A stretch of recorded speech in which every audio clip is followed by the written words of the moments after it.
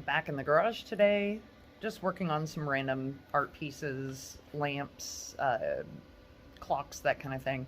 Started stacking some random gears and pieces and thought, hey, that'd make an awesome clock. So I have these two gears. I'm going to weld those together. And then I have the stack of stuff here. So the two gears will sit on this spring. The spring will be welded to the head. I think that's from a lawnmower or something. I don't know. It's some kind of yard thing. And then this will get welded to this gear here. I'll have to get the back of a clock mechanism to fit into these two gears. But when it's all put together, you will see what I mean. Time to start welding.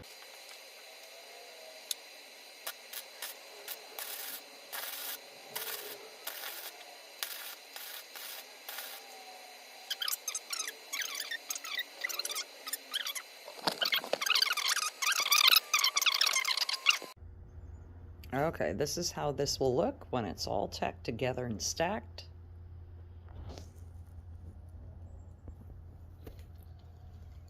The clock mechanism will go in this top one so that the arms can be a little bit longer.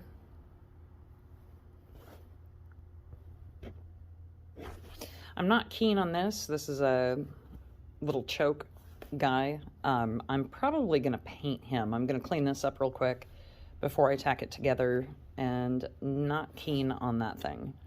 So probably will paint him a gray to match the rest of this. I'm going to keep the rust on as much as I can on the spring, but clean up the rest of the gears and stuff so they look clean. So that's how it'll look. I'm going to go clean these things with some brake cleaner. And then I'll film. I won't film that because it's going to be boring. But I will film tacking these together. Okay, I think I did pretty good without a parts cleaner. I don't have a parts cleaner. But I got most of the gunk and stuff off. And one of the reasons why I wanted to do this was so that I could paint that gray. It was pretty dirty, so the gray just wouldn't stay. And I did want that a little shiny. I really didn't want to have to buff or grind this out. So I wanted its natural shininess.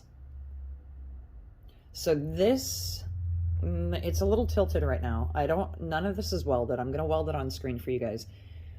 This will get welded to that. That will get welded to that. This will get welded to that. I need to turn it around though, because I don't want a lot of weld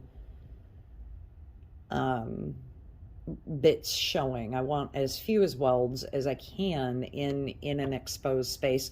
So it's kind of like, oh, how did that get put together? So here we go. We're going to get you all set up. I think I'm just going to use the bench. And one of the reasons being is that I think if I am lucky enough, I can clamp and ground this. And just by this laying on my brake, that will ground this entire hot mess. So I'm going to turn this around.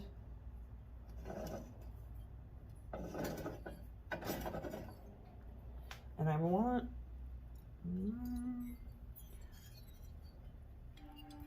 the browning to be up and off to the side.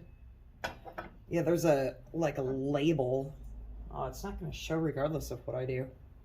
Oh well. Okay, that goes like that.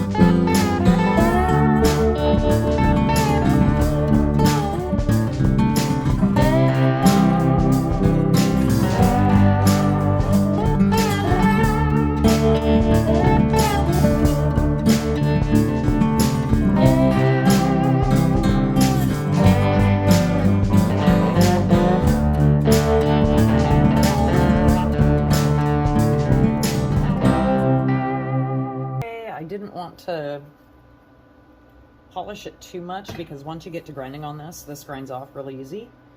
And I kind of wanted this checked pattern to stay here in the front. So, time to figure out what I can fit in here to grind off some of these little shootout bubble things.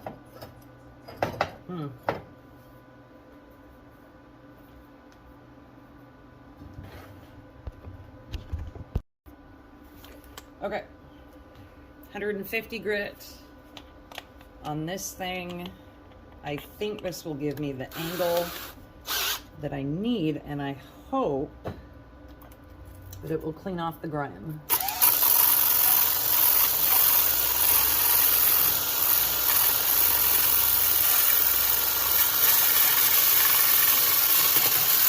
Instead of just eating the sandpaper, which it kind of is.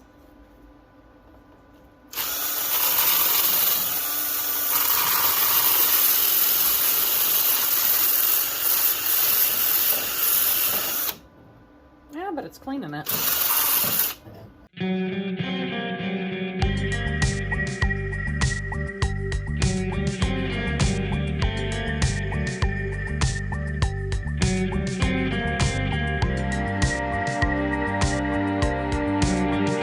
Now though, here I'll get you guys off of the stand and show you real quick. I mean, if you're standing looking down at it, it looks like it's been ground down, which is okay. That's kind of the look that I want, is for that one to be polished, these two to be original and unpolished.